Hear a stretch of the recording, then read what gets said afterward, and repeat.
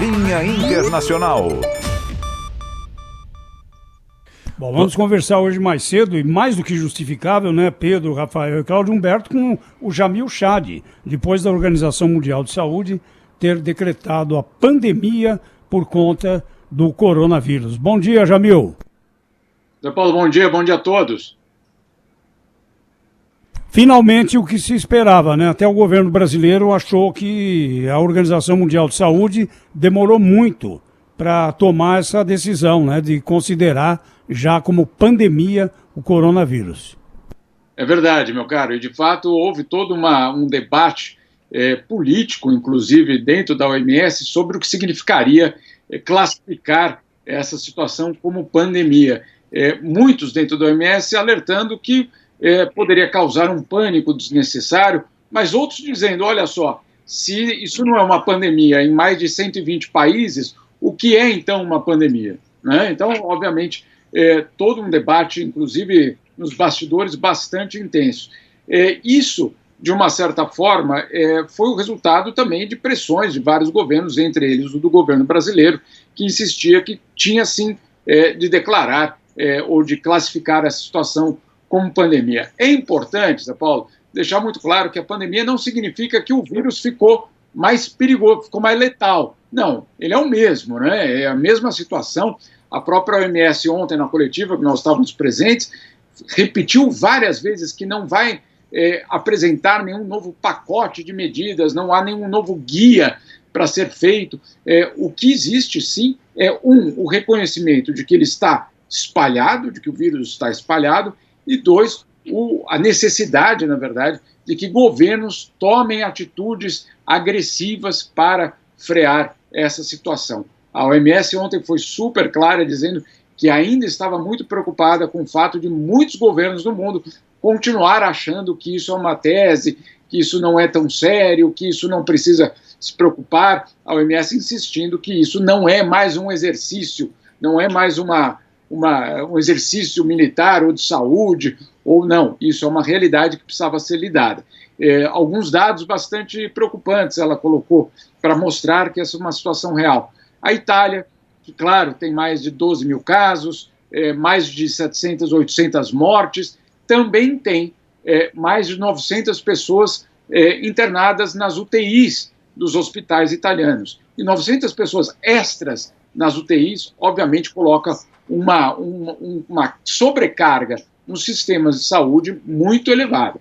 E essa situação, segundo a OMS, se acontecer num país já com o sistema de saúde fragilizado, teria um impacto muito grande. Então, o que a OMS fez foi classificar como pandemia para tentar, como eles disseram, fazer que o mundo acorde para a situação. Agora, o que ninguém esperava, muito menos os europeus, Paulo, é que durante a noite, já madrugada aqui na Europa, Donald Trump fizesse uma declaração, como a que fez, basicamente restringindo os voos de 26 países europeus.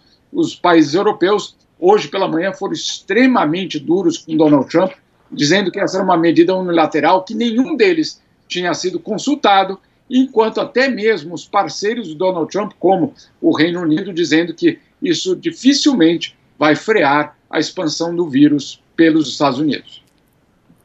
Aliás, ele falou em vírus estrangeiro, não é, Jamil? Exato. Que também, olha, meu caro, esse é uma outra debate aqui na Europa, com Salvini na Itália, o Orbán na Hungria, tentando ligar justamente o vírus aos imigrantes africanos, né, que isso teria, de repente, o Salvini colocou isso agora na semana passada, que talvez teria chegado com os barcos dos imigrantes africanos. Na África, é verdade, é muito complicado saber aonde está, mas em termos de casos confirmados, pelo menos até aquele momento, só existia no Egito. Então, assim, fica muito complicado você afirmar, como ele afirmou, ou pelo menos colocar essa questão como um vírus trazido por um imigrante. Por que não por um executivo que esteve na China, né? Por que não por outra, enfim, os estrangeiros sendo colocados aí numa situação de bastante vulnerabilidade, e claro, num cenário já de xenofobia, nacionalismo, etc., que a gente conhece muito bem dessa região da Itália.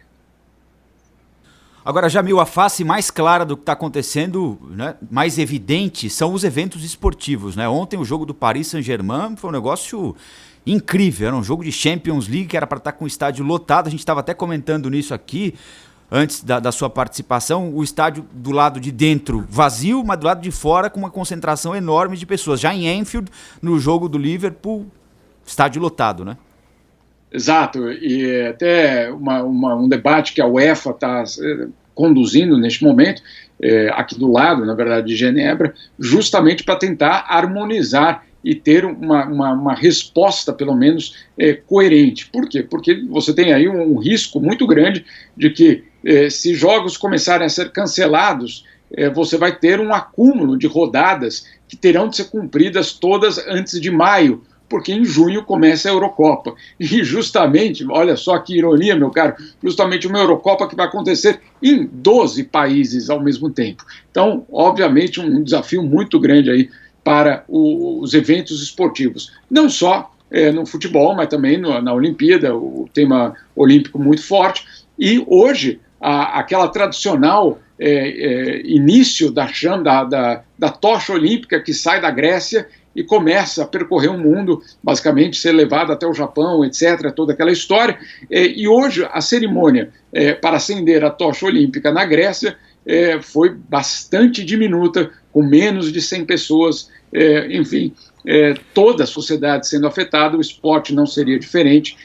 Vamos ver aí agora a última informação que o Real Madrid também teria detectado um caso suspeito também na sua equipe, não se sabe se é um jogador ou alguém da comissão técnica.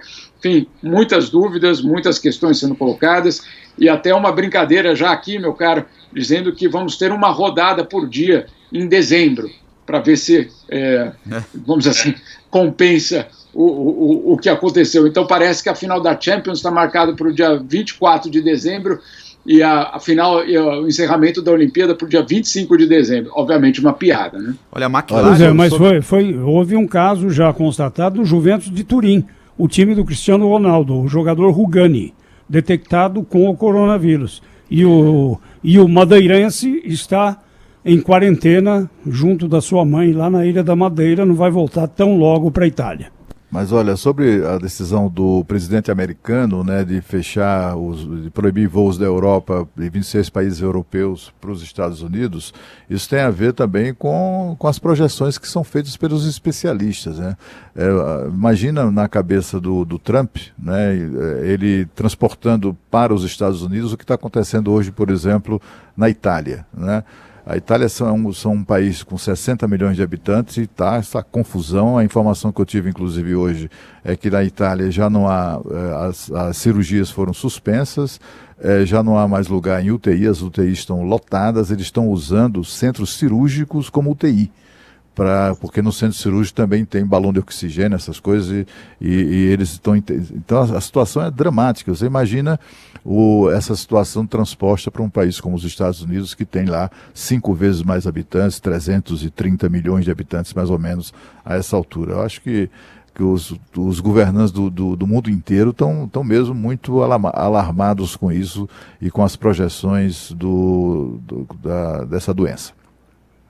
A McLaren confirmou agora há pouco que está fora do Grande Prêmio da Austrália. A confirmação foi feita em Melbourne, porque um membro da equipe, eles não dizem quem, testou positivo para o coronavírus. Então eles decidiram não participar da prova. O Grande Prêmio da Austrália, a McLaren, então assim fica fora. Decisão tomada pelo Zak Brown, que é o CEO da McLaren. Valeu, hein, Jamil? A gente volta a se falar ao longo da programação da Rádio Bandeirantes. Um grande abraço para você aí na Europa. Bom dia a todos.